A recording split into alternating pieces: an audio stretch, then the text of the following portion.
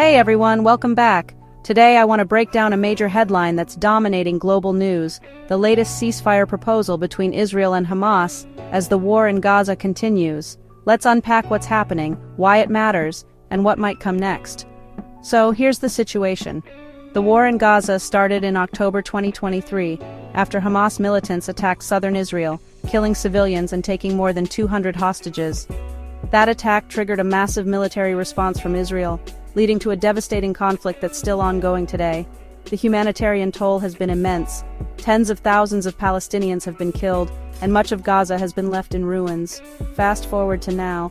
There's a new ceasefire proposal on the table, pushed by the United States and backed up by negotiators from Egypt and Qatar. The plan isn't just about a pause in fighting.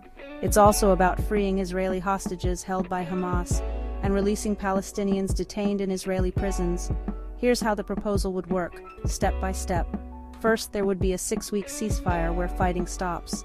During this time, Hamas would release some of the Israeli hostages, especially women, older people, and the wounded. In exchange, Israel would release Palestinian prisoners and allow more humanitarian aid into Gaza.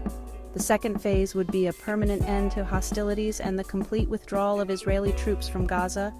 But, and this is important, that part depends on further negotiations and both sides following through on their promises. So, where do things stand? The Israeli government says it's open to the plan, but only if Hamas gives up for good. Hamas, on the other hand, wants a total ceasefire and guarantees that Israeli forces will leave Gaza entirely. Right now, both sides are still negotiating, and there's a lot of pressure from other countries like the US to make this deal happen. Why does this matter? Well, for starters, people in Gaza are facing one of the worst humanitarian crises in recent memory. The United Nations says the situation is catastrophic. Food, water, and medicine are running out. More than 1 million people have been displaced, and the risk of famine is real. For Israeli families, the safe return of hostages is a top priority, and for both communities, the hope is that a ceasefire can prevent even more loss of life.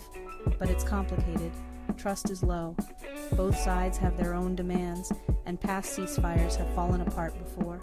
Even with all eyes on these negotiations, there's no guarantee this plan will work, at least not right away. So what's next? Talks are ongoing. U.S. diplomats say the proposal is still on the table and there's cautious optimism. But until leaders on both sides agree and actually follow through, the violence and suffering could continue. All of this is still developing, so I'll keep you updated as things change.